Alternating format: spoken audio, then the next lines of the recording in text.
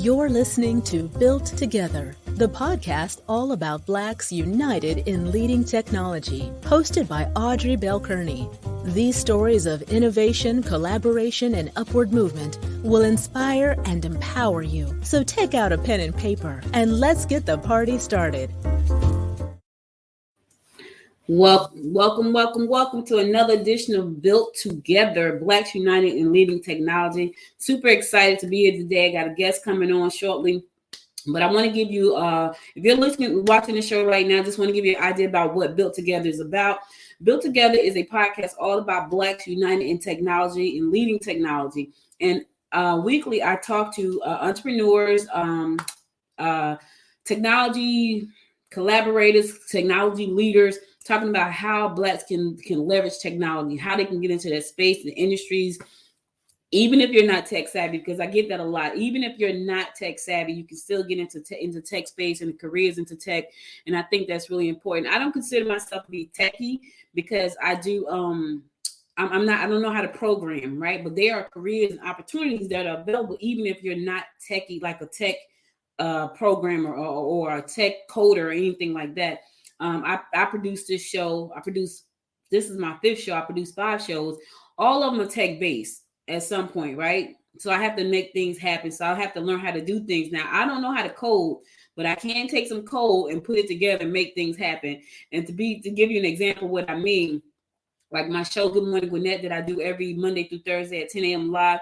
That show is also on Amazon Alexa. So Amazon Alexa is powered by artificial intelligence. And so for a lot of people, they're thinking, well, that's tech. And it is tech. And I don't know how to code, but I do know how to find resources. I do know how to find the right tools necessary to get the results that I'm looking for most of the time.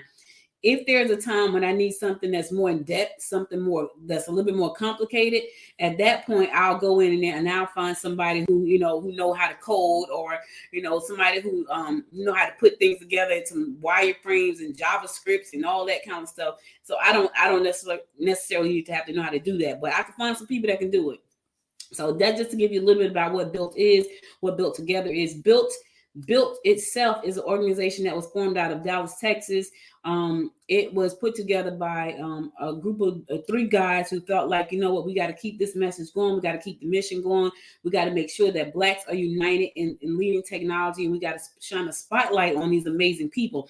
That's why my guest today, I'm so excited to have him on. His name is Michael Jackson. He's a serial entrepreneur, and he's also a tech founder. And that's exciting, because whenever we can find, young men and women who are doing great things in this space, I want to bring them on. I want to shine the spotlight on them, and I want them to share their stories and their journey about how they got into tech and what they see the industry looking like and how you can get into tech as well. So without further ado, my guest today is Michael Jackson. I know. So the name itself, I'm sure he's going to have to tell us about some of the things he has endured with having that name. Also, he's a serial entrepreneur. He's the founder of Sneakerheads. He's the founder of Empire Studios, the premium experience, and also he is a tech founder, which makes me exciting. The Black Tech talent, right? I think I'm saying that right. But anyway, I'm going to bring him on without further ado. Welcome to the show, my friend. Hey, thank you for having me. Hey, I'm glad you're here. I know you're a busy person. You scared me there for a second. I was like, oh, Lord, I just texted your dad. He's not here. I panic when people don't show up. So, thank you for taking the time to spend a little bit of time with me to share your journey and, to talk about your entrepreneur journey, and also to talk about your tech journey. So, let me go back. The name, I know all your life, Michael Jackson.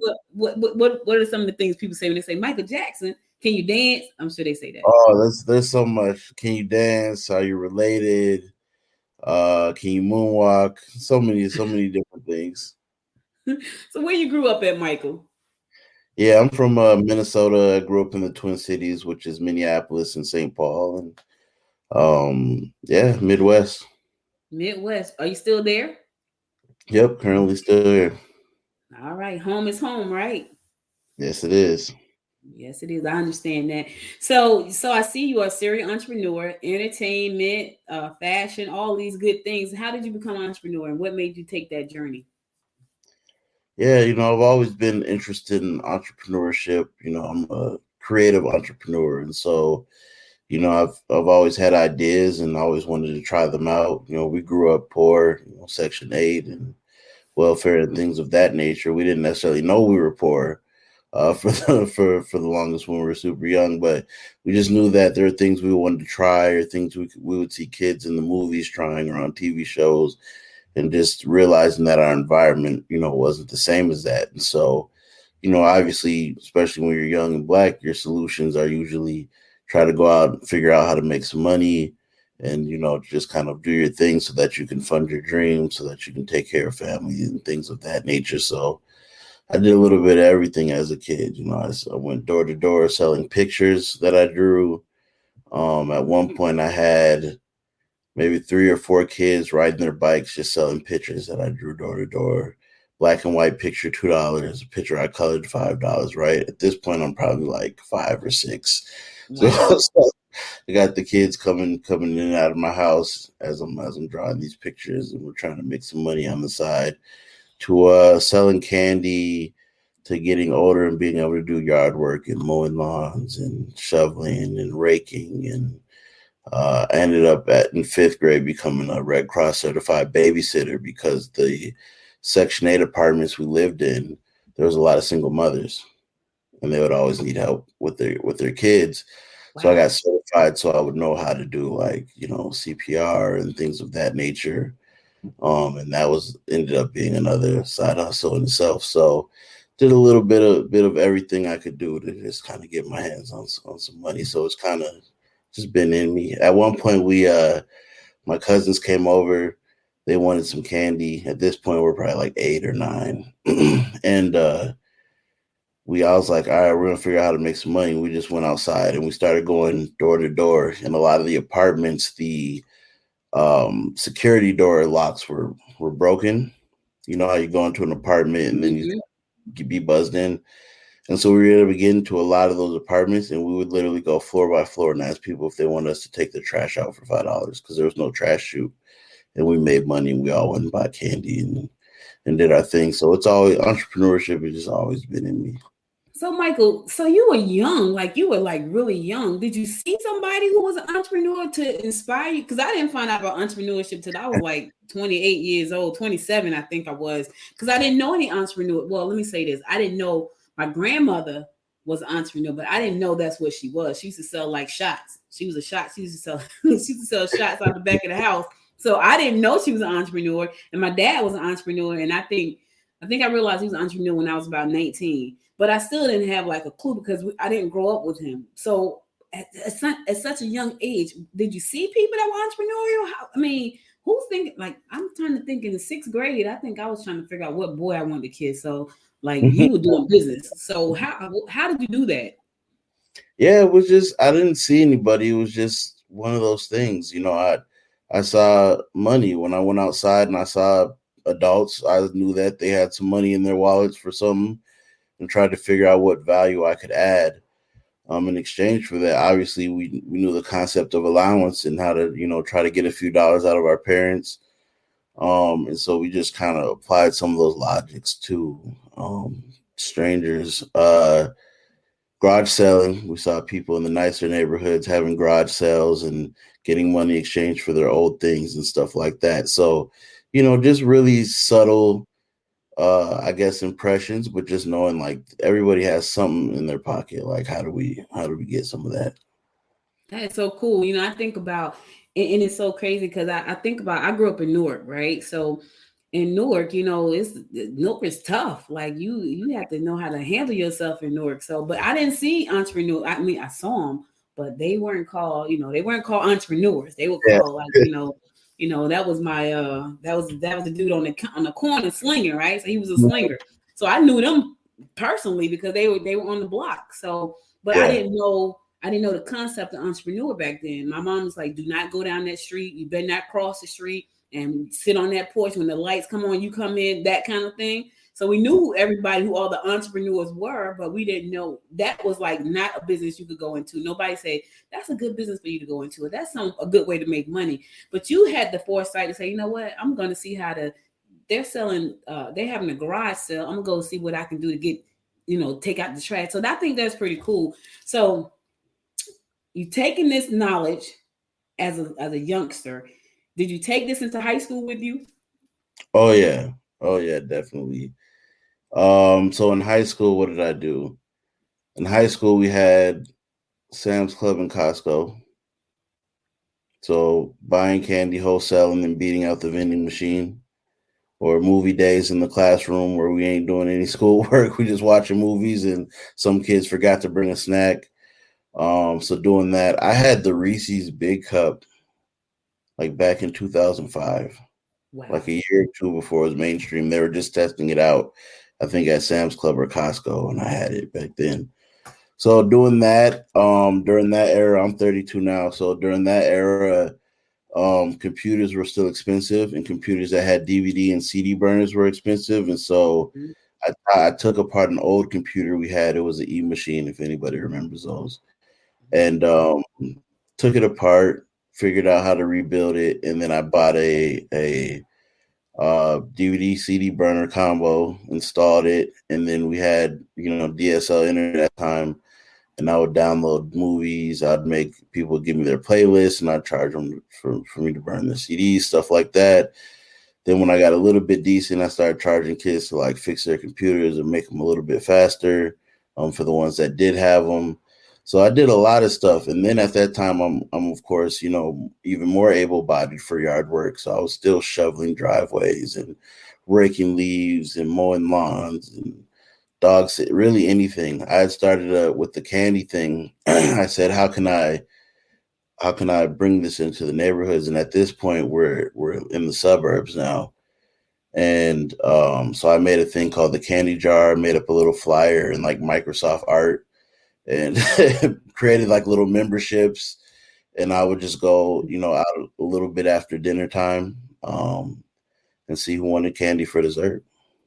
Wow. I mean, you are truly an entrepreneur. So fast forward to the day you start the fashion line. Tell us about that journey.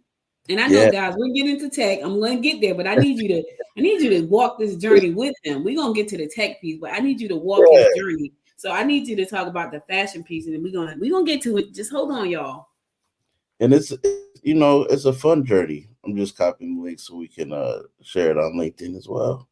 Okay. Um, but it's a fun journey, and it's fun and everything that I've done gets to this point to where we're at now. You know what I mean? It's all kind of interwoven um, to this experience with Black Tech Talent and everything that I'm doing. So let me just post this so people can join.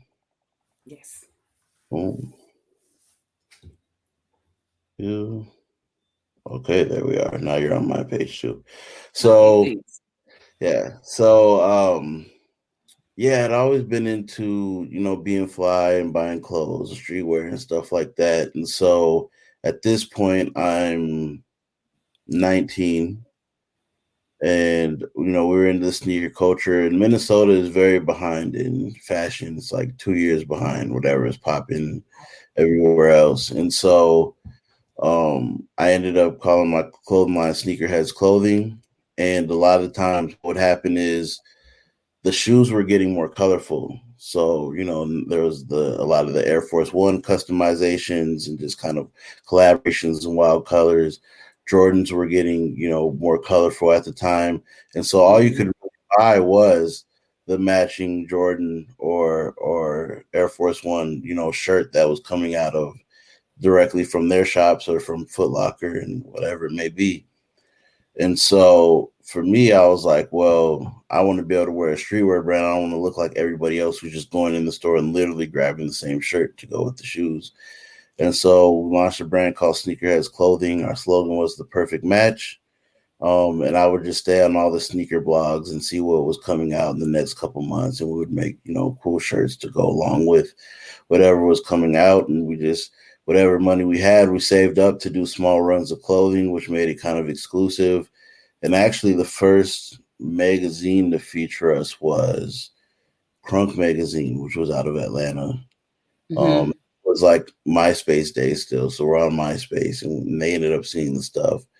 And so he owned two publications, Crunk Magazine and then Deviate Magazine, which was their sneaker and fashion blog. So we ended up getting a lot of love there actually first. And then trying to tap into like some of the more urban crowd and kind of, streetwear still wasn't, it was still about major brands at that point, right? It was still like, at that time, it might have been like Academics, Stash House, uh, Coogee was getting ready to make a comeback. So it was still kind of a mixture between both the bigger brands and then people actually accepting like streetwear brands that were like real brands but independent, right? Mm-hmm. So I was kind of in between that phase, and I ended up getting into skate shops initially. So I'm thinking I'm going to get into these, kind of urban stores, these hip hop stores, and I did it eventually, but in the beginning it was like skate shops, snowboard shops, stuff like that. That ended up showing me love. We started selling a lot in California as well. And so that was kind of my journey into like fun entrepreneurship, into the fashion world, and just going from there. We did a lot of cool stuff. We've sold products around the world. We had a lot of different celebrities wearing our stuff and performing in it, and in different music videos. So it was a great experience. Like I said, for me being 19 and being so far away from like the fashion industry and from the hip hop industry, being in Minnesota, it was like I literally had to like read blogs and magazines and kind of figure out how to navigate that world. There was no like internship to do or anything like that really to figure out how to properly do this thing and how to price things, wholesale price versus retail price, and just kind of figuring that stuff out. So it was a great journey, a great learning experience. It brought me notoriety, here in Minnesota, because like I said, nobody was really doing it. There was like maybe two other streetwear brands here at the time, and they're both owned by white guys. So I was like one of the only black guys who actually had like a brand that was in stores and in music videos and like had an official website and things like that. Wow, that's so cool. I'm thinking about, when you was talking about Academics and Coogee, I thought about Fubu. So Fubu was way back then, but I thought about when they first launched. And I remember going to Georgette used to work at CUNY TV, and I remember she had them on the show. They had a show they were producing, and they were in the studio with me. So I'm sitting there next to, I think it wasn't Damon, it was one of the other ones. God, I can't think of his name, but it was like, which one? Jay Alexander. Jay Alexander. It was Jay Alexander, and the other one with like the little curly hair. So I'm sitting there next to him trying to hold my composure because I don't want to fan out like right there in the thing. But it was so crazy. So it took me back for a second because I remember when they started. And so your journey sounds very similar to like what they did.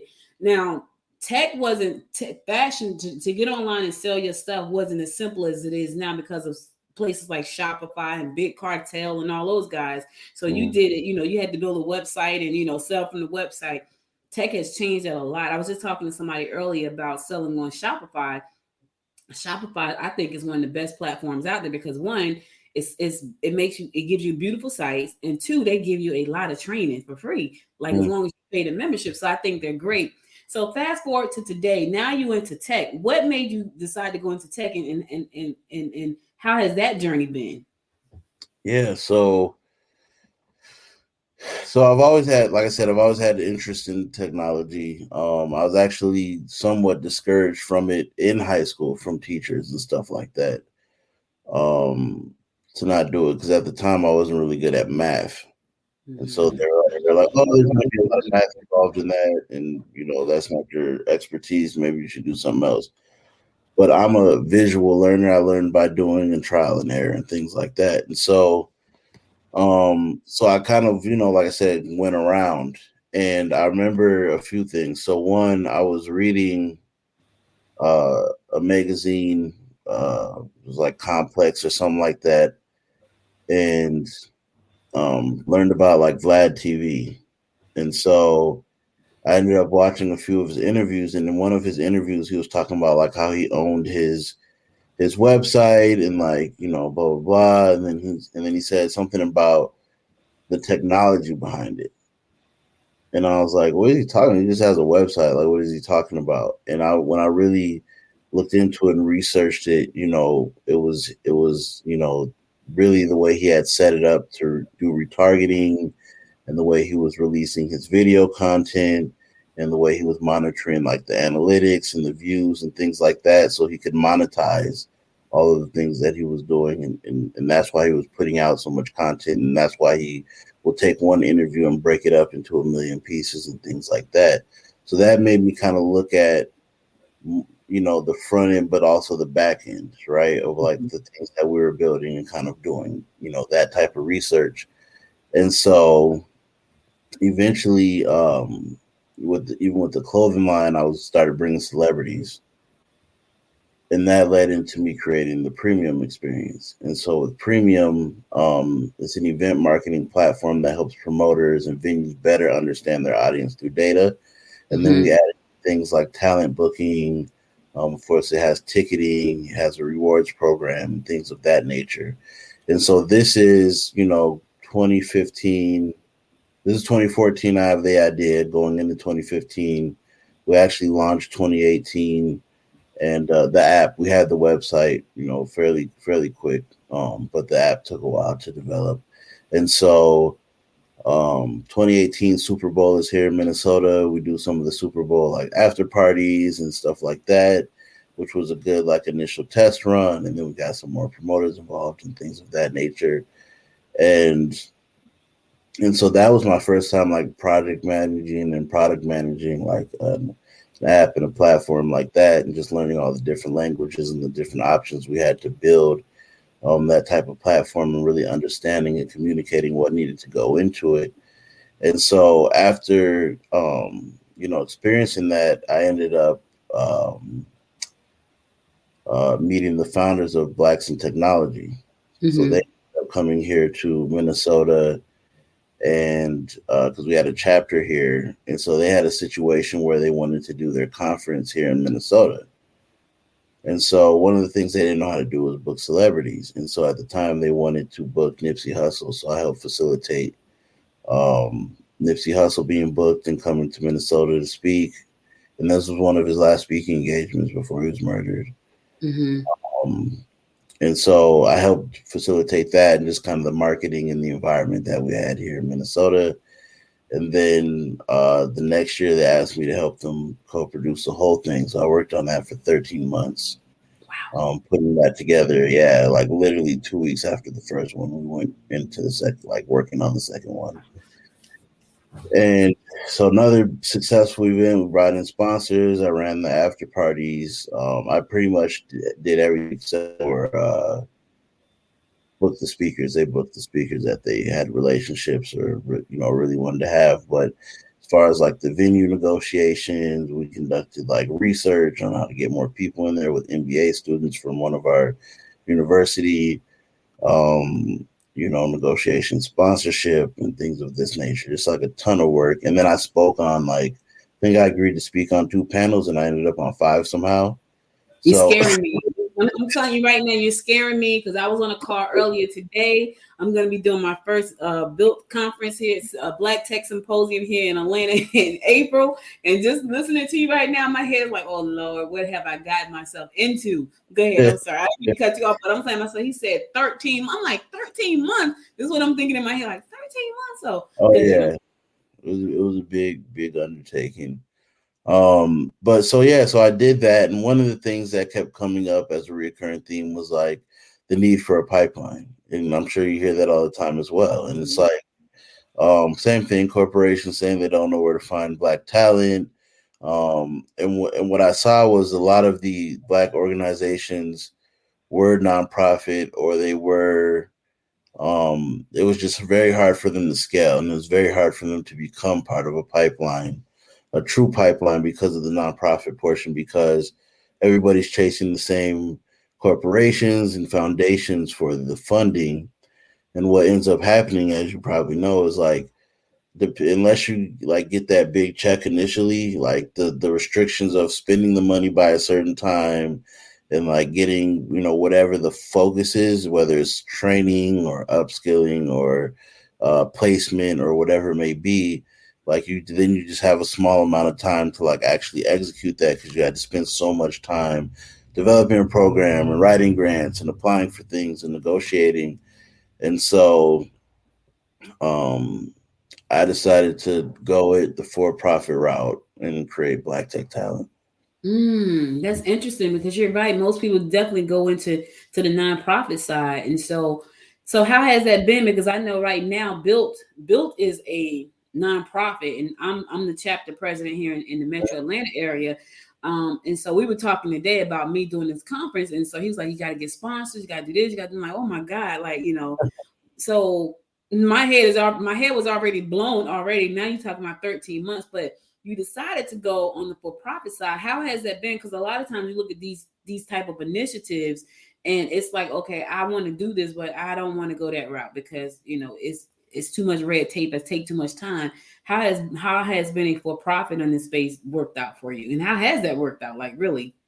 Yeah. So I'll say this before I go into that. So as I mentioned, I'm from Minnesota. So when we launched, we started working on this April of 2020, and we launched in July of 2020. So we launched during both the global pandemic and global civil rights movement. And George Floyd was somebody that I knew personally.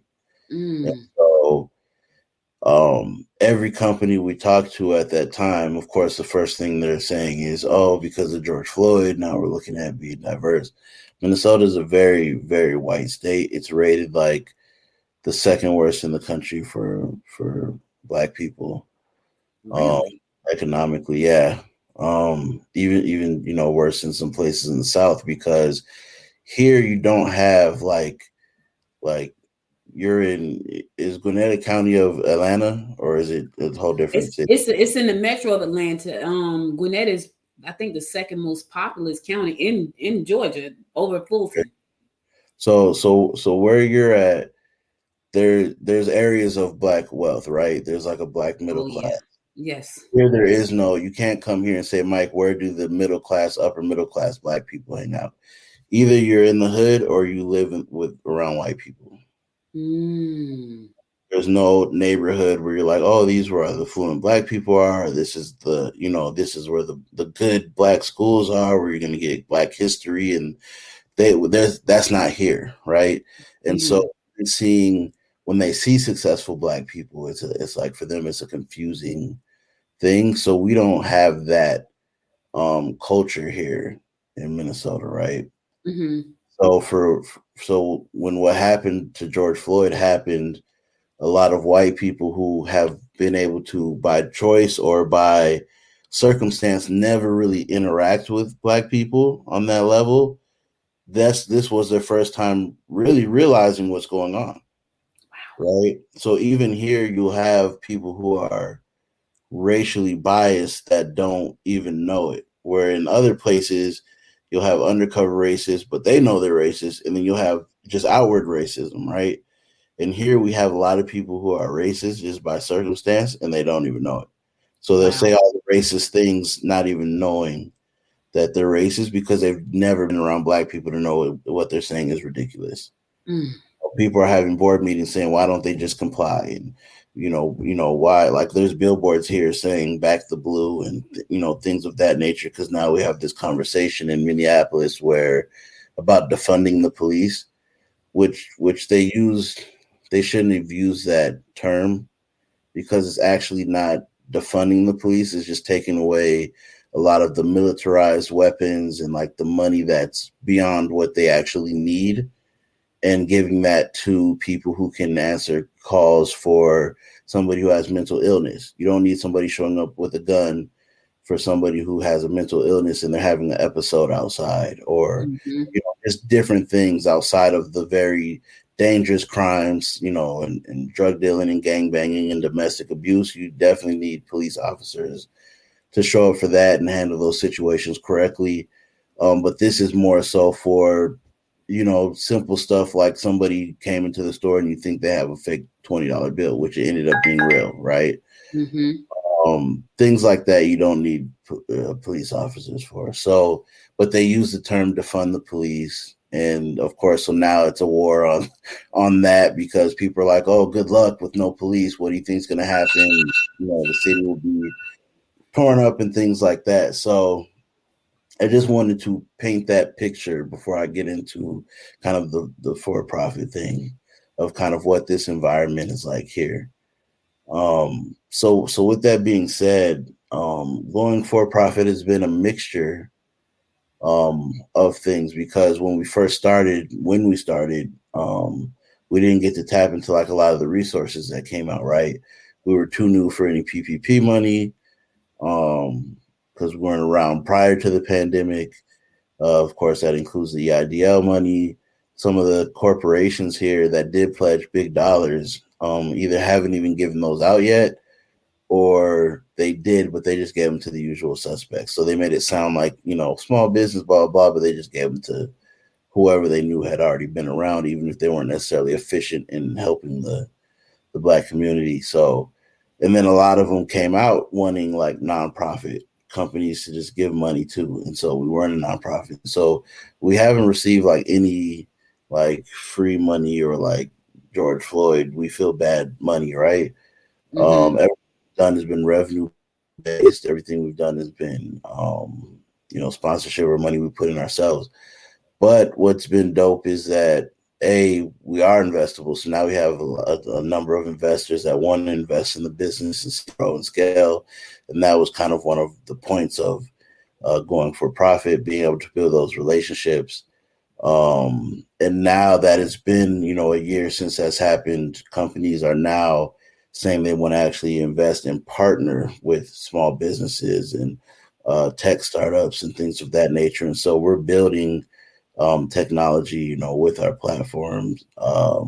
We're also, the way we distribute content, things like that have been great. And the other thing, and the main point, was we wanted to be able to partner with everyone. We didn't want to look at other organizations as our competition or as our enemy. So that's why I can come on a platform like the Build podcast. That's why I can talk about Blacks in technology when I tell my story, and partner with the other strategic partners, because we're all in this together trying to get results and trying to solve a problem. And so for me, I don't have to look at somebody like, well, they're going to Target trying to get funding and I'm trying to get funding, so I got to figure out how to move them out the way, or whatever it may be. Because we're for profit, we have so many different ways to make revenue, from our merch to our content to our events to the new technology that we're building, and now being able to bring in investors into the fold, and then have that money to kind of explode and grow at a different level, has been great. And so for me, I still am happy with the route that we ended up choosing. Plus, it's just less restrictions once you jump into like what comes with being a nonprofit, as far as like your fiscal spending, and like anybody spends money. If somebody sponsors us, they don't have any like control over what we do. Mm-hmm. Whatever we agreed on, right? And sometimes with the nonprofit, people can say, "Oh, we're going to give you a $50,000 grant, or we're going to give you $100,000 grant," but it can't go towards, payroll, or it can't go towards this, or it has to specifically go towards your programming or your students or whatever. And then you got to report back on like what you did. And for us, because we're a for profit, we do deals based on the services we want to offer. That's what they're paying for. And of course, our goal is to over deliver, like any good business would be. But we don't. But they don't control us, right? Okay. Break that down for me, because I was thinking about that, because a lot of times when an investor is involved, you're giving up equity in the company. I remember one time Georgette and I had a company, and we had spent about a year on Wall Street trying to raise money for this company. And we went to so many meetings. So when we finally got an investor and we sat with him, we had been to so many meetings. He was like, "Well, I'm going to give you $50,000 for 50% in management rights." But we had gone to so many meetings that we knew to turn that deal down and run away. And Okay. so, yeah, like he wanted half the company and he wanted management rights. And had we not gone through all of the stuff we had gone through, we probably would have taken the deal, because we really needed the money. But we were like, yeah, that's not going to happen. So how has that process been? Are you giving away equity? How does that work?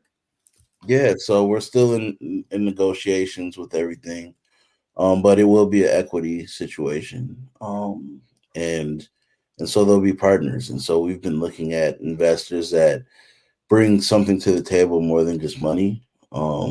we in the first 15 months of the business, we've grown into the six figures, just us by ourselves. Next year we'll for sure be at seven. So, and we've already started building our technology. We've already put out a ton of content. We've worked with over 40 corporations at this point.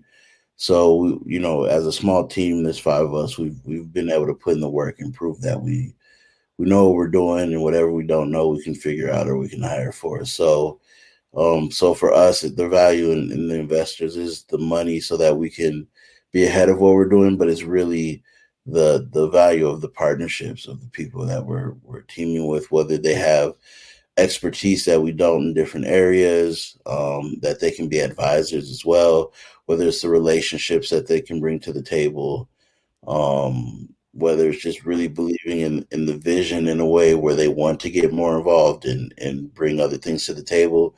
And because we do the recruiting and staffing as well, a lot of investors have a lot of startups in their portfolio that also aren't very diverse, that can also utilize us. So now they get to double dip, which is smart, right? Keep it in the family. So so we haven't closed anything. We don't have any horror stories yet as far as like somebody investing or someone trying to rip us off. But I think most of the people I've talked to know we're not going to.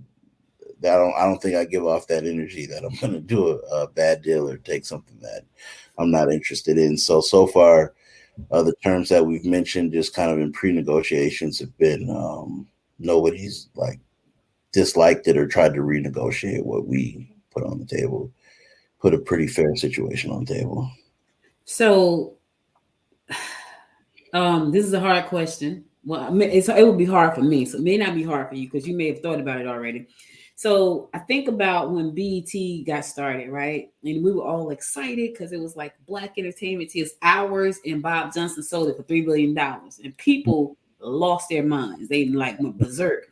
Are you building to scale and own legacy? Or are you building to sell?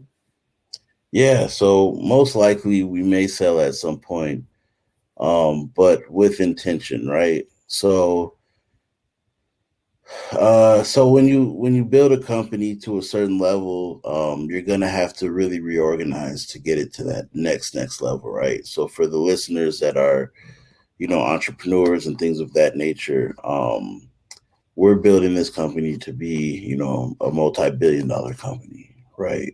That's why we're developing our own original technology. That's why we're working and building relationships with so many different corporations in order to be a solution. And so for us, our goal, and that's why I mentioned being able to collaborate with other Black organizations, because our goal is the results. We really want our people to flourish and be able to come up economically through technology, because the options, the opportunities there, and the vastness is there. So for us, it would make sense for a tech company that could hire at scale to acquire us, or to have some type of merger or built-in partnership, somebody that's hiring hundreds and thousands of people a year, right? And then to be able to continue to build upon the technology in very advanced ways and integrated it maybe into some of the technologies that they already have. And so for us, it makes sense at this point to go that route. We'll see how we feel a couple of years down the road. But because of the way we're doing it and because it's so community based, it's still a legacy piece, right? But we can help more people by being able to scale and being able to grow past what we may even be able to do ourselves or what we may be able to imagine, right? And so, and speed's a factor as well. Like being able to, like, we're in a moment right now, right? And so even going back to, what you mentioned about like, how's it going being a for-profit? Like I was able to reach out to companies, in April before the George Floyd situation. But after, every single company was open to have a conversation, right? And like, how long is that going to stay a factor, right? How long before?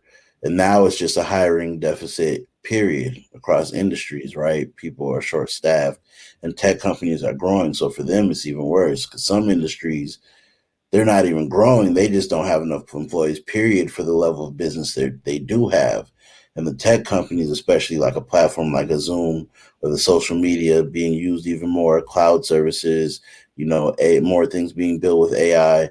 Um, they're growing. So they're like, not only do we have enough people for what we got, but we're actually just growing organically beyond what we can service, right? And so we want to be able to take advantage of this time frame that we're in to really help our people and really be able to scale. And so um, I just think at this moment, that's what makes sense for us. I think with Bob Johnson, I felt the same way too. I don't think, but I think the difference is he kind of left the company to be absorbed and then the programming failed. And for us, when I sell, if that's what we end up doing, it'll be there'll be stipulations. There always has to be a black CEO. There's always going to have to be black women in powerful positions, things like that. So it won't be a situation where we just sell to somebody and they get rid of it, or we sell to somebody and they just totally flip what the vision is. Things of that nature. We won't sell unless it's a circumstance that actually helps our people and continues on building upon what we're building, but bigger and quicker than we could do. That's pretty cool. And I was sitting here, I was thinking, because I think on the first episode of Built Together, I interviewed Peter Beasley, who was the founder, one of the co-founders of Built International. And I pulled up some numbers, and Microsoft, Google, and Facebook, when they first launched, they hired about 1% African Americans, right? People of color. Fast forward to like 2018, they were still like at 1 or 2%, which was crazy. So your whole entire company, which I'm sure encompasses thousands and thousands of people, there's only about 1 to 2% black folk. And I was like, that is crazy. And if you look at the platform, I'm sure that we're on there more than anybody. Not me, because I don't really like Facebook, but a lot of us are on there, right? And so I think that's crazy. So the fact that you are thinking that, well, that doesn't surprise me from just talking to you at 5, that you have already thought this thing through. That doesn't really surprise me. But you're thinking about, if we sell, because chances are someone's going to come to acquire you. You have to make sure these things are in place before we say yes, because a lot of times people will run for the money. Mike, the dollar is right. They say everybody has a price. Somebody come to you and say, listen, Michael, we want to give you $1 billion. And your board is sitting around like, take the money, Michael. We could do something new. Because that probably would be me. I probably like, take the money. We could do another one. We can do another one. Michael, but you said it has to come with stipulations, and I think that's great. So for the people who have been listening for the last 40 something minutes, we haven't even talked about what the platform is. Tell them about what Black Tech Talent is, so they'll understand like what you're building and why it's so important. Yeah. So overall, with Black Tech Talent, our goal is to increase the representation of Black technologists in both corporate careers and entrepreneurship. And we're doing that by curating a pipeline of job opportunities, education, community, and then what we call culturally specific content. So that's the overall, goal and kind of mission of the company. Kind of our specializations is the hiring, engagement, and retention of Black talent. So we build products for those things. So in the fall, we have a community tech fest. It's November 20th at MCTC. For anybody listening, you can go on my LinkedIn page and type in Community Tech Fest with Tech Fest as one word, and check out that event. It is in person though, but if you're here, you can check it out. So from the events that we create, we had our summit. Our summit had attendance from 10 different countries, which is awesome. It was paid attendance, and I always mention the paid part because we have to show people, especially when you're a for-profit, and you're looking at investors and you're looking at corporate partnerships, that people value what you're doing enough to pay for it, right? Mm-hmm. So we didn't hit people over the head with the price. It was just more of like, let's make sure that people, let's make sure people value what we're doing. And so that was a great experience. And then with this Community Tech Fest, this is a live in-person thing because it's like a tech fair.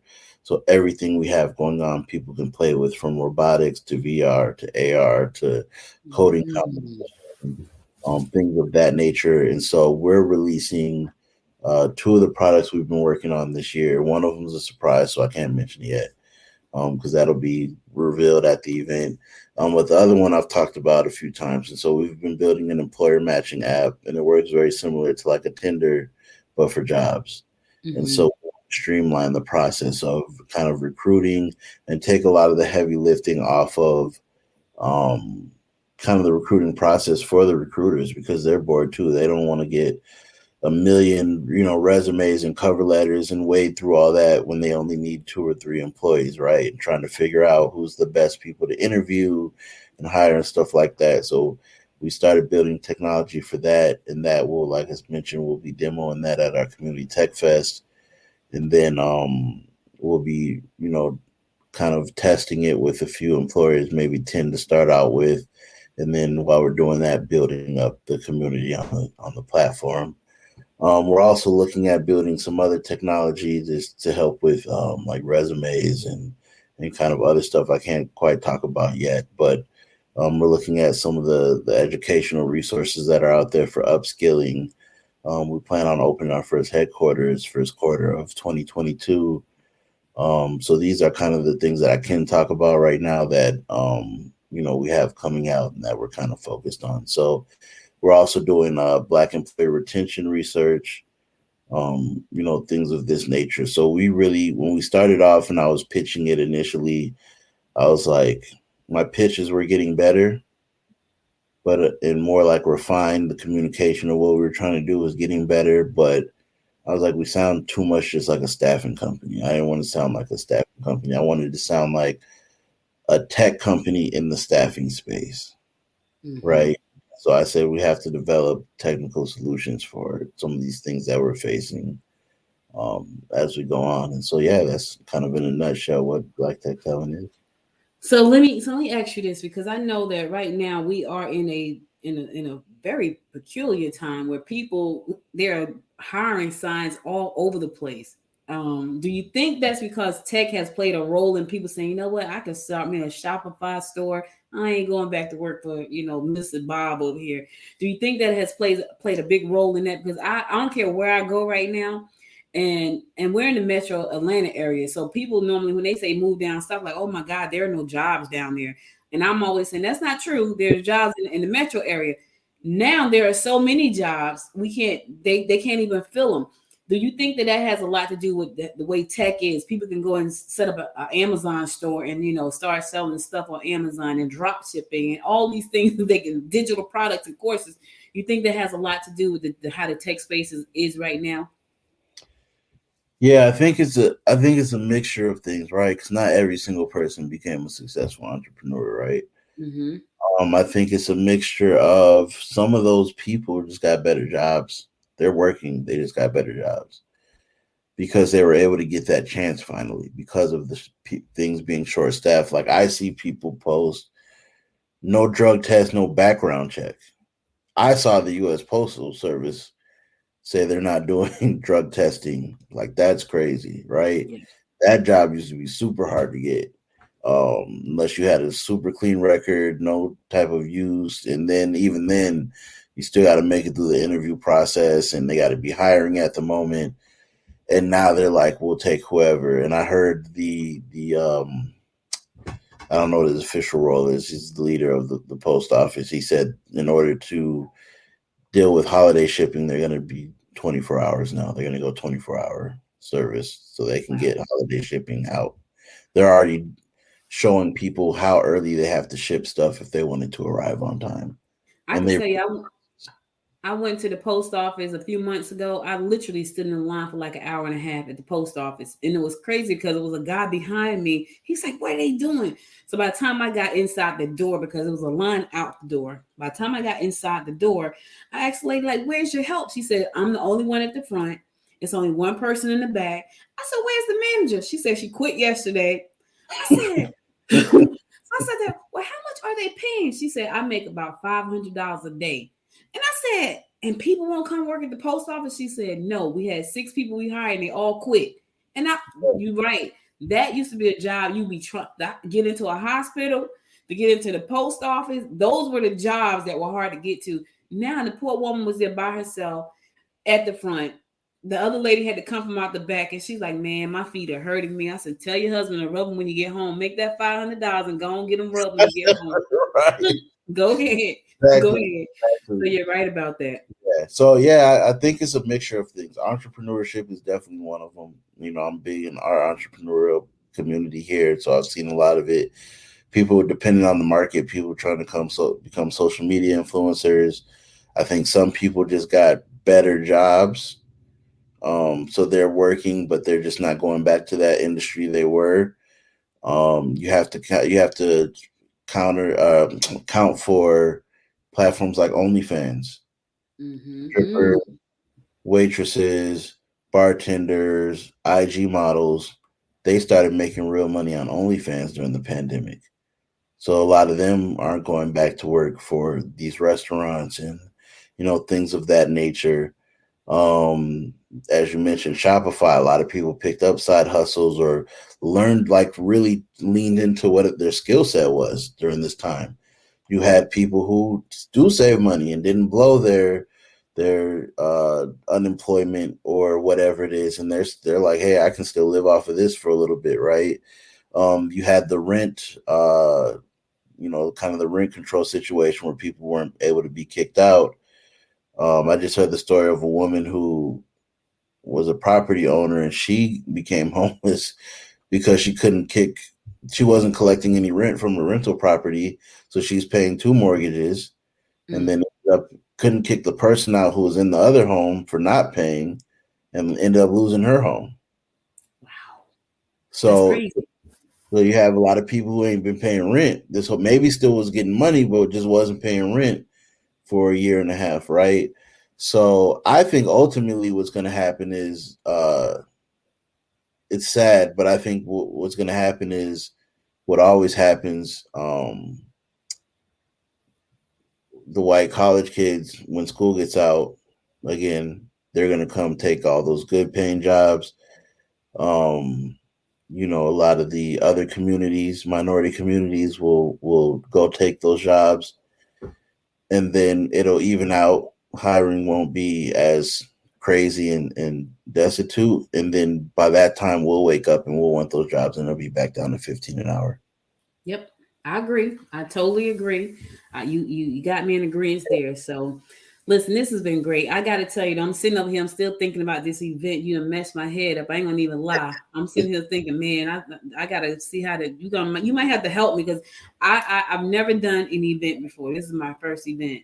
Okay. And so I'm already like freaking out. And then I keep thinking 13 months, like, okay, all right.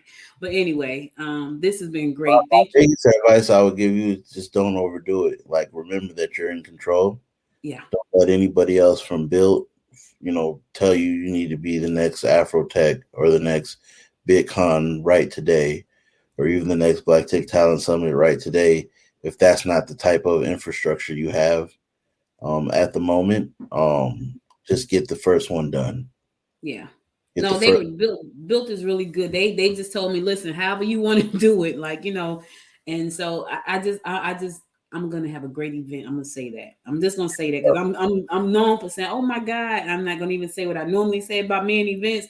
I'm just gonna say this is gonna be a great event. I'm not gonna even worry about 13 months. As a matter of fact, it's in April, so I got 5 good months to plan it out. So There you um go. There you go. I And I got want, 5 months. if I'm around, I want to be able to come in. Are you gonna do it in person or online? It's in person. It's gonna be a hybrid. So it's gonna be in person, and I'm gonna stream it so people can watch it from anywhere. But you want to come to Atlanta? You want to be a panel? You want to be on a panel? Yeah, I'll be on a panel. I definitely want to come to Atlanta. I've only been there once, but the one Really? time I was there, I had fun. Yeah, I came first off just to see Black people operating at every level. Was dope. Obviously, I stayed downtown, so I saw the poverty. There's a lot of poverty there. You know what I'm saying? A lot more than I thought I was going to see. Right outside the hotels, I stayed at the West End. Mm-hmm. I think that was Peachtree. Mm-hmm. And So you up a so little bit further, it's like, oh my God, like what is that? oh yeah, we walked to the Waffle House that's down there. Or actually, we Ubered because we didn't know where it was at, and then it was like right around the corner. So we walked back. A lot of homeless people in every crevice of while we were walking back to the dark. But we ended up every time I travel somewhere, I try to bless some of the less fortunate, you know what I'm saying, with groceries and some cash and stuff. So I did that before I left. But it was nice. I went to Atlantic Station, Mm-hmm.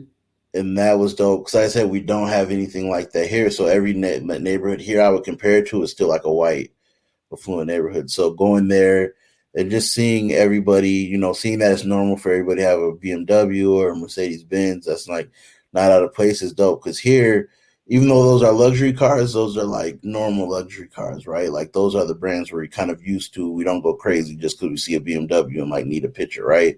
Mm-hmm. And like here, like like if you really got the updated like BMW or Benz or Escalade or something, people are gonna either assume you do something illegal unless you're a public figure enough for them to know like how you really get it. And so I just loved seeing that, and I loved seeing some of the signage that was like, you know, we don't allow like you know rowdiness and just certain things in this neighborhood. And so I'm like, yes, that's dope. And then I went to Buckhead. I did.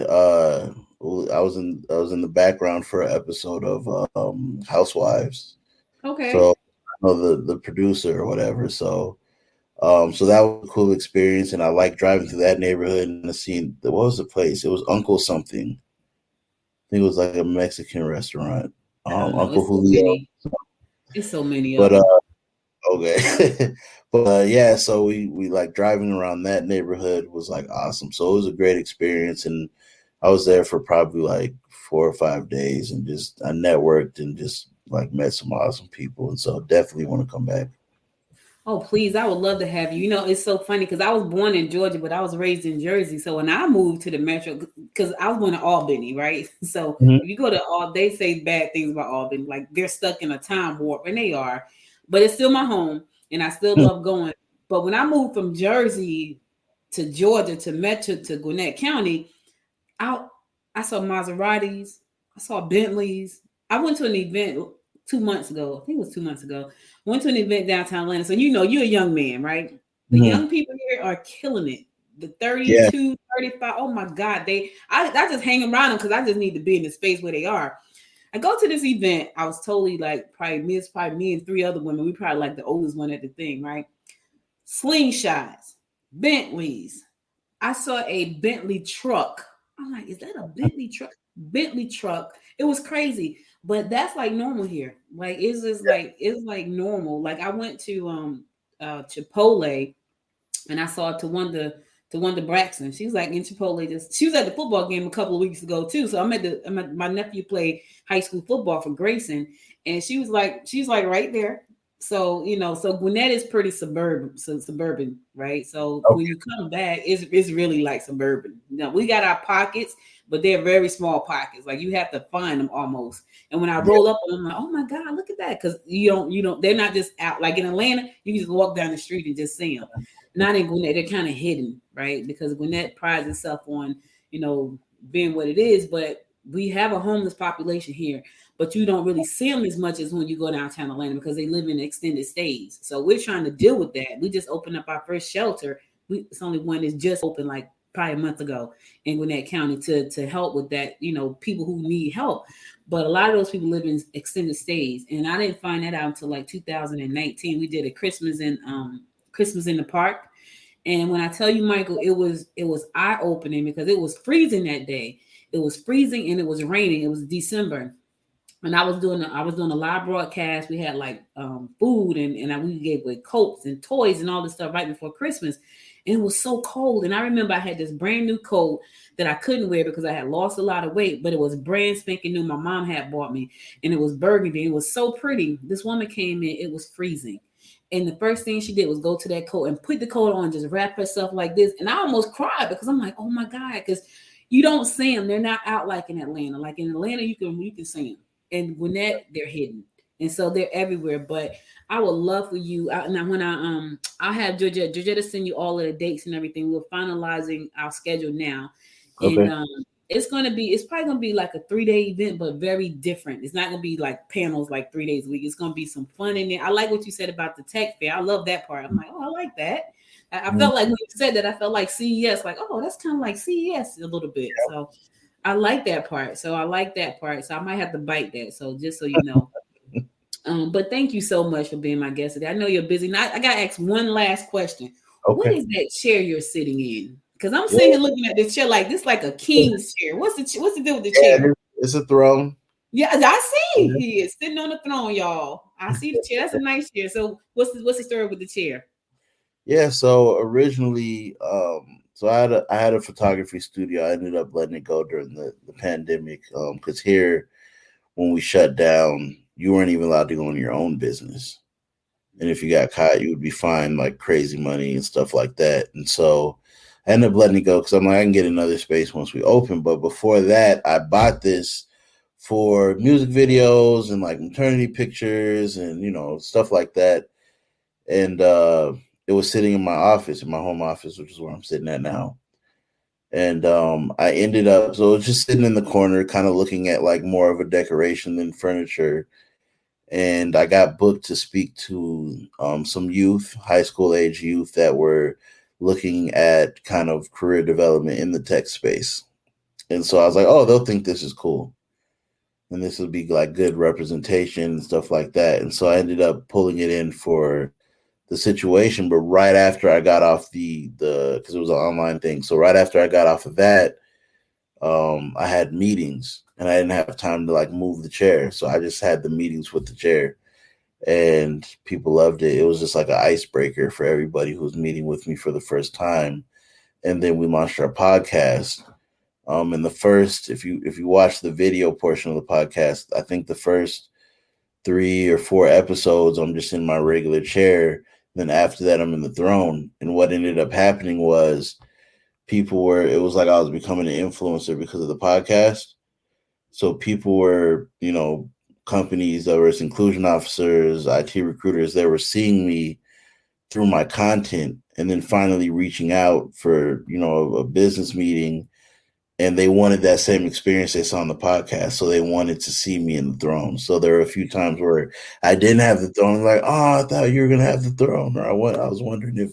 So it became kind of a thing. And I'm like, okay, well, we'll keep it in here. So people were really disappointed when I had meetings without the throne. So I said, all right, it's here to stay for sure. Oh So my goodness, that is a great story.